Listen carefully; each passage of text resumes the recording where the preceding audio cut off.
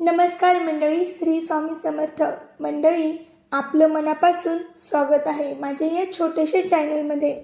देव करो तुम्ही सदा सुखी राहा. आणि आज आपण एका अतिशय महत्त्वाच्या विषयावर बोलणार आहोत. 3 मार्च 2026 रोजी होणारं चंद्रग्रहण नेमकं कोणासाठी शुभ आहे आणि कोणासाठी सावधानतेचा इशारा देणारं आहे, हे आपण सविस्तर जाणून घेणार आहोत. अनेक लोकांना वाटलं की चंद्रग्रहण म्हणजे फक्त आकाशातील एक घटना आहे, पण ज्योतिषशास्त्रानुसार ग्रहणाचा परिणाम आपल्या मनावर, विचारांवर आणि पैशांवर, नातेसंबंधावर, अतिशय निर्णय क्षमतेवर होत असतो. विशेषतः चंद्रग्रहण, कारण चंद्र हा आपल्या मनाचा, भावनांचा आणि मानसिक स्थैर्याचा कारक ग्रह आहे.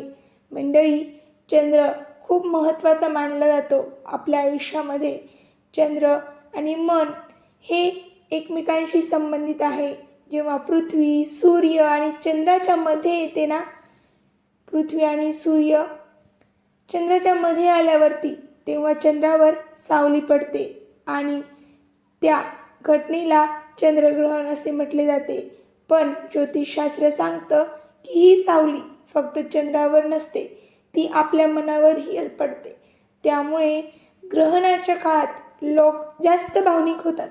काही जण चुकीचे निर्णय घेतात, काही जण जुने विषय पुन्हा आठवतात, त्यांच्या मनामध्ये जुन्या गोष्टी झालेल्या पुन्हा आठवतात. काहींच्या आयुष्यात अचानक बदल घडतात.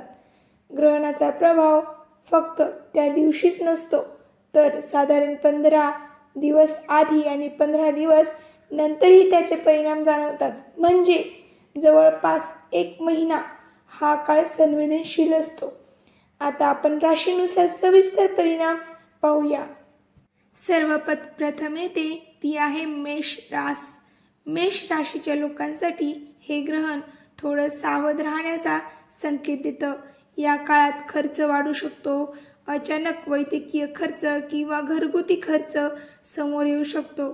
रागावर नियंत्रण न ठेवल्यास नात्यांमध्ये तणाव निर्माण होऊ शकतो. ऑफिसमध्ये मतभेद वाढू शकतात. मात्र जर तुम्ही संयम ठेवलात तर शत्रूंवर विजय मिळू शकता आणि स्पर्धात्मक क्षेत्रात यश मिळू शकता. या काळात शांत राहणं अत्यंत आवश्यक आहे. दुसरी आहे वृषभ रास. वृषभ राशीबद्दल बोलायचं झालं तर हे ग्रहण त्यांच्यासाठी अनेक बाबतीत लाभदायक ठरू शकतं. अडकलेले पैसे परत मिळण्याची शक्यता आहे. व्यवसायात नवीन संधी मिळू शकतात. घरात आनंदाचे वातावरण निर्माण होऊ शकते. विवाह योग मजबूत होऊ शकतो. मात्र अहंकार टाळणं गरजेचं आहे. अति आत्मविश्वासामुळे चूक होऊ शकते. वृषभ राशीने या गोष्टीची काळजी घेणं खूप गरजेचं आहे. मंडळी, चला तर आज आपण तिसऱ्या राशीबद्दल मिथुन राशीच्या लोकांसाठी हे ग्रहण अत्यंत मिश्रण परिणाम देणारा असू शकतो. कारण काहींना घर बदलण्याची वेळ येऊ शकते, काहींना प्रवास करावा लागू शकतो, भावंडांशी किरकोळ वाद होऊ शकतात. मात्र शिक्षण आणि कौशल्य वाढवण्याच्या दृष्टीने हा काळ चांगला असू शकतो. योग्य निर्णय घेतल्यास पुढील काळात फायदा होईल. आता जाणून घेऊया कर्क राशीच्या लोकांसाठी. कर्क राशीच्या लोकांसाठी अत्यंत संवेदनशील आहे. कारण चंद्र हा त्याचा स्वामी ग्रह आहे असं मानलं जातं. त्यामुळे मानसिक अस्थिरता जाणवू शकते. भावनिक निर्णय घेण्याची प्रवृत्ती वाढू शकते. आईच्या आरोग्याची काळजी घ्यावी लागेल. जुने वाद पुन्हा समोर येऊ शकतात. या काळात मोठे आर्थिक किंवा वैयक्तिक निर्णय टाळणे हितावह ठरेल. संयम आणि प्रार्थना तुमच्यासाठी आधार ठरेल. मंडळी, जे कर्क राशीचे लोक आहेत त्यांनी आईची काळजी घेणं खूप गरजेचं आहे. त्यामुळे मानसिक अस्थिरता पण जाणू शकते. या चंद्रग्रहणात कर्क राशीच्या लोकांसाठी थोडीशी संयम आणि प्रार्थनेची वेळ आहे. तर मंडळी, सिंह राशीच्या लोकांसाठी प्रतिष्ठेचा प्रश्न निर्माण होऊ शकतो. या चंद्रग्रहणात म्हणजेच होळीच्या दिवशी ऑफिसमध्ये विरोधक सक्रिय होऊ शकतात. वरिष्ठांशी गैरसमज निर्माण होऊ शकतो. मात्र शांतपणे परिस्थिती हाताळली तर तुमची प्रतिमा अधिक मजबूत होईल. स्वतःच्या अहंकारावर नियंत्रण ठेवल्यास मोठं नुकसान टळू शकतं. तर आपण जाणून घेऊया कन्या राशीसाठी हे ग्रहण कसं ठरेल. तर कन्या राशीच्या लोकांना खूप खूप छान आहे तुमच्यासाठी हे ग्रहण. कारण कन्या राशीसाठी हे ग्रहण भाग्यवृद्धीचे संकेत दिलं आहे. नोकरीत मोठी संधी मिळू शकते. परदेश प्रवासाची शक्यता आहे आणि आर्थिक सुधारणा दिसू शकते. विवाह ठरण्याचे योग निर्माण होऊ शकतात. या काळात घेतलेले निर्णय भविष्यासाठी फायदेशीर ठरू शकतात. आत्मविश्वास वाढेल आणि मन स्थिर राहील. म्हणूनच मी कन्या राशीच्या लोकांसाठी एक स्पेशल व्हिडिओ बनवला आहे. कन्या राशीच्या लोकांनी काय उपाय केला पाहिजे आणि काय नाही केलं पाहिजे हे त्या व्हिडिओमध्ये दिलं आहे. कन्या राशीच्या लोकांसाठी हा वेळ खूप भाग्यवान आहे, तर त्यांनी ही संधी सोडायची नाही आहे. कन्या राशीच्या लोकांनी तो व्हिडिओ नक्की पहा, त्याच्यामध्ये उपाय दिला आहे. चला तर पाहूया तुला राशीच्या लोकांना काय परिणाम होईल या ग्रहणाचा. तुला राशीच्या लोकांना खर्च वाढल्याचा अनुभव येऊ शकतो. जोडीदाराशी मतभेद निर्माण होऊ शकतात.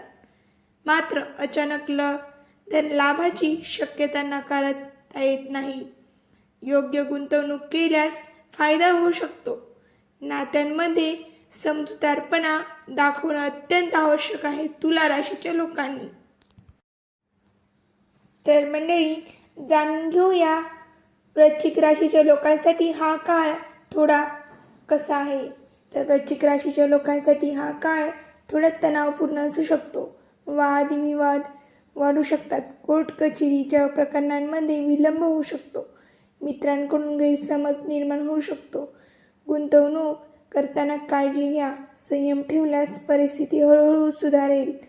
धनुराशीच्या लोकांसाठी करिअर बदलाची शक्यता आहे. काहींना नवीन दिशा मिळेल. आध्यात्मिक गोष्टींकडे आकर्षण वाढेल. जुन्या अडचणींवर मात करण्याची संधी मिळेल. सकारात्मक दृष्टिकोन ठेवल्यास हा काळ पुढील प्रगतीसाठी पायाभरणी करेल. मकर राशीच्या लोकांसाठी हे ग्रहण अत्यंत लाभदायक ठरू शकतं. मोठा आर्थिक लाभ होऊ शकतो. जमीन व्यवहार यशस्वी होऊ शकतात. घरात शुभ कार्य होण्याची शक्यता आहे. प्रतिष्ठा वाढेल आणि समाजात मान सन्मान मिळेल. मात्र नम्रता कायम ठेवणं आवश्यक आहे. कुंभ राशीच्या लोकांसाठी नोकरीत बदलाची शक्यता आहे. अचानक निर्णय घ्यावे लागतील. मित्रांशी गैरसमज निर्माण होऊ शकतो आणि संयम बाळगणं, विचारपूर्वक पावलं उचलणं गरजेचं आहे. आर्थिक व्यवहार जपून करावा. तर मंडळी, जाणून घेऊया मीन राशीच्या लोकांसाठी अचानक लाभदायक ठरणार आहे हे ग्रहण. मीन राशीच्या लोकांसाठी अचानक धन लाभाचे संकेत आहेत. व्यवसायात वाढ होऊ शकते. आध्यात्मिक शक्ती वाढेल. जुनी स्वप्न पूर्ण होण्याची शक्यता आहे. हा काळ आत्मविश्वास वाढवणाराच ठरू शकतो.